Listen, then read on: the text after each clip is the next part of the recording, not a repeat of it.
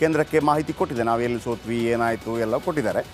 ಈಗ ಕಾಂಗ್ರೆಸ್ ಮಧುಸೂದನ್ ಮಿಸ್ತ್ರಿ ನೇತೃತ್ವದಲ್ಲಿ ಒಂದು ಪರಾಮರ್ಶೆ ನಡೆಸ್ತು.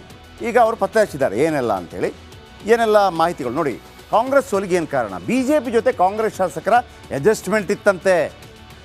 ಬಿ ಜೆ ಪಿಯ ಜೊತೆ ಕಾಂಗ್ರೆಸ್ ಶಾಸಕರ ಅಡ್ಜಸ್ಟ್ಮೆಂಟ್, ಕೈ ಶಾಸಕರ ಹೊಂದಾಣಿಕೆಯಿಂದ ಕೆಲವು ಕಡೆ ಸೋಲಾಯಿತು ಅಂತೇಳಿ ಕಾಂಗ್ರೆಸ್ ಆತ್ಮಾವಲೋಕನ ಮಾಡ್ಕೋತಾ ಇದೆ.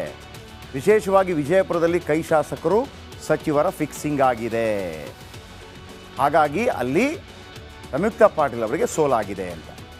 ಇನ್ನು ಮ್ಯಾಚ್ ಫಿಕ್ಸಿಂಗ್ನಿಂದಲೇ ವಿಜಯಪುರದಲ್ಲಿ ಸೋಲಾಯಿತು. ಉಸ್ತುವಾರಿ ಸಚಿವರ ಕ್ಷೇತ್ರದಲ್ಲಿಯೇ ಬಿ ಜೆ ಪಿಗೆ ಲೀಡ್. ನಾನು ಅವತ್ತು ತೋರಿಸಿದೆ ನಿಮಗೆ. ಅಂದರೆ ಈಗ ಒಂದು ಲೋಕಸಭಾ ಕ್ಷೇತ್ರ ಅಂತ ಹೇಳೋಕೆ ಒಂದು 7-8 ವಿಧಾನಸಭಾ ಕ್ಷೇತ್ರ ಇರುತ್ತೆ, ಸೋಲ್ಬೋದು, ಅದೇನು ದೊಡ್ಡ ವಿಚಾರ ಅಲ್ಲ. ಆದರೆ ತಮ್ಮ ಕ್ಷೇತ್ರದಲ್ಲೇ ಲೀಡ್ ಕಡಿಮೆ, ಬಿ ಜೆ ಪಿಗೆ ಲೀಡ್. ಈಗ ಲಕ್ಷ್ಮೀ ಹೆಬ್ಬಾಳ್ಕರ್ ಬೆಳಗಾವಿಯಲ್ಲಿ ಸೋತಿರ್ಬೋದು, ಅವ್ರ ಮಗ ಮೃಣಾಲ್ ಹೆಬ್ಬಾಳ್ಕರ್ ಜಗದೀಶ್ ಶೆಟ್ಟರ್ ಗೆದ್ದಿರ್ಬೋದು. ಆದರೆ ನಿಮ್ಮ ಕ್ಷೇತ್ರ ಇದೆಯಲ್ಲ, ಯಾವುದು ಬೆಳಗಾವಿ ಗ್ರಾಮೀಣ, ಅಲ್ಲಿ ಗೆಲ್ಲಬೇಕಲ್ಲ. ಅಲ್ಲಿ ಬಿ ಜೆ ಪಿ, ಅದು ನಿಮಗೆ ಮಾಹಿತಿ ಸಿಗತ್ತೆ.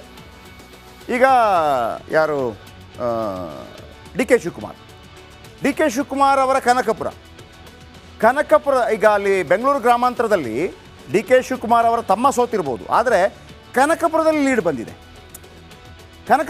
ಬಂದಿದೆ, ಕಾಂಗ್ರೆಸ್ ಗೆದ್ದಿದೆ, ಆ ಥರ. ಸೊ ಇದು ಕೆಲವು ಕಡೆ, ಅನೇಕ ಕಡೆ B J P, Congress B J ಪಿಗೆ ಲೀಡ್ ಕೊಟ್ಟಿದೆ ಶಾಸಕರಿರುವ ಕ್ಷೇತ್ರದ, ಅಲ್ಲಿ ಅಡ್ಜಸ್ಟ್ಮೆಂಟ್ ಆಗಿದೆ ಅಂತ ಒಂದು ಆರೋಪ.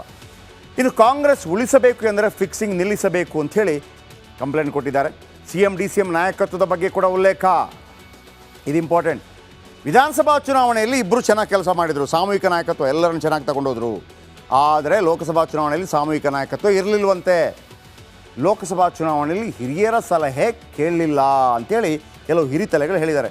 ಈ ಯಾರು ಬಸವರಾಜ ರಾಯರೆಡ್ಡಿ ಅಂತವರು, BR ಪಾಟೀಲ್ ಅಂತವರು, ಅಥವಾ ರಮೇಶ್ ಕುಮಾರ್ ಅಂತವರು ಹೇಳ್ತಾರೆ, ನಮ್ಮ ಮಾತು ಕೇಳಿಲ್ಲಪ್ಪ ಅವರು ತಂದ್ಬಿಟ್ಟು.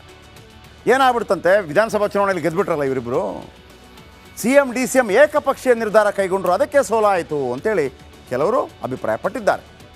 ಹಿರಿಯರ ಅಭಿಪ್ರಾಯಕ್ಕೆ ಮನ್ನಣೆ ನೀಡಿಲ್ಲ ಅಂತೇಳಿ ಕೆಲವು ಹಿರಿಯ ನಾಯಕರು ಇರ್ತಾರೆ. ಮುನಿಯಪ್ಪ ಅಂತವ್ರು ಇರ್ತಾರೆ, RV ದೇಶಪಾಂಡೆ ಅಂತವ್ರು ಇರ್ತಾರೆ, ಆಮೇಲೆ ರಾಮಲಿಂಗಾರೆಡ್ಡಿ ಅಂತವ್ರು ಇರ್ತಾರೆ. ಅವರು ಹೇಳ್ಬೋದು, ಅವ್ರು ಹೇಳಿದ್ದು ಗೊತ್ತಾಗೋದಿಲ್ಲ, ನಮ್ಮ ಮಾತಿಗೆಲ್ಲ ಬೆಲೆ ಕೊಡಲಿಲ್ಲ ಅಂತ ಹೇಳಿದ್ದಾರೆ ಅಂತ ಒಂದು ಮಾಹಿತಿ ಬರ್ತಾ ಇದೆ. ಆಮೇಲೆ ಸಚಿವರ ಕುಟುಂಬಸ್ಥರಿಗೆ ಟಿಕೆಟ್ ಕೊಟ್ಟಿದ್ದಕ್ಕೂ ಸಚಿವರ ಮಕ್ಕಳಿಗೆ ಕೊಡಬಾರ್ದಿತ್ತು, ಒಂಥರ ರಾಂಗ್ ಮೆಸೇಜ್ ಪಾಸ್ ಆಯಿತು. ಸಚಿವರ ಕುಟುಂಬಕ್ಕೆ ಟಿಕೆಟ್ ಕೊಟ್ಟರು ಕೂಡ 4 ಕಡೆ ಸೋಲಾಗಿದೆ. ಆಮೇಲೆ ಕಾರ್ಯಕರ್ತರನ್ನು CM DCM ಮಾನ್ಯ ಮಾಡಲಿಲ್ಲ. ನಿಗಮ ಮಂಡಳಿ ನೇಮಕಾತಿಯಲ್ಲಿ CM DCMಗೆ ಮಣೆ, ಇದೊಂದು ಕರೆಕ್ಟ್. ಸಿದ್ದರಾಮಯ್ಯ ಏನು ಹೇಳ್ತಾ ಇದ್ರು, MLAಗಳಿಗೆ ಕೊಡಬೇಕು ನಿಗಮ ಮಂಡಳಿ. ಈಗ ವಾಲ್ಮೀಕಿ ನಿಗಮ ಮಂಡಳಿ ಯಾರು ಕೊಟ್ಟಿದ್ದಾರೆ? ದದ್ದಲ್, ಹಂಗೆ ಸಾಹೇಬ್ರು ಏನು ಹೇಳ್ತಾ ಇದ್ರು, DK ಶಿವಕುಮಾರ್ ಇಲ್ಲ, ಎಲ್ಲ ಕಾರ್ಯಕರ್ತರು ಕೊಡಬೇಕು ಅಂತೇಳಿ. ಕಾರ್ಯಕರ್ತ ಅಂದಾಗ ನಿಮ್ಮ ಫೇವ್ರೇಟ್ ಇದ್ದವ್ರಿಗೆ ಕೊಡ್ತಾರೆ ಅಂತೇಳಿ ಅಲ್ಲೊಂದು ಆರೋಪ ಬಂತು. ಸೊ ಹಾಗಾಗಿ ಇವರಿಬ್ಬರೇ ಅಡ್ಜಸ್ಟ್ಮೆಂಟ್ ಆಗಿಲ್ಲ ಅಂತ. ಲಿಂಗಾಯತ ಒಕ್ಕಲಿಗರನ್ನು ವಿಶ್ವಾಸಕ್ಕೆ ಪಡೆಯಲಿಲ್ಲ. ಲಿಂಗಾಯತರು ಅತಿ ಹೆಚ್ಚು ಓಟ್ ಹಾಕಿದ್ರು ಕಳೆದ ಬಾರಿ ಲೋಕಸಭಾ ಚುನಾವಣೆಯಲ್ಲಿ, 36 MLA. ಒಕ್ಕಲಿಗರು 6% ಜಾಸ್ತಿನೇ ಹಾಕಿದ್ರು ಬಿಕಾಸ್ ಆಫ್ DK ಶಿವಕುಮಾರ್. ಅವರಿಬ್ಬರನ್ನ ನೀವು ವಿಶ್ವಾಸಕ್ಕೆ ಪಡೆಯಲಿಲ್ಲ. ಆಮೇಲೆ ಕರಾವಳಿಯಲ್ಲಿ ಚುನಾವಣಾ ತಂತ್ರಗಾರಿಕೆ ಸರಿ ಇರಲಿಲ್ಲ. ಕಾಂಗ್ರೆಸ್ ಎಂದರೆ ಕೇವಲ DK ಶಿವಕುಮಾರ್ ಮತ್ತು ಸಿದ್ದು ಮಾತ್ರವಲ್ಲ, BK ಹರಿಪ್ರಸಾದ್ ಅಂತವರೆಲ್ಲ ಮಾತಾಡಿದ್ದಾರೆ. ಸೊ ಈ ರಿಪೋರ್ಟ್ ಅಲ್ಲಿಗೆ ಹೋಗಿದೆ. ಇದು ಕಾಂಗ್ರೆಸ್ ಆದರೆ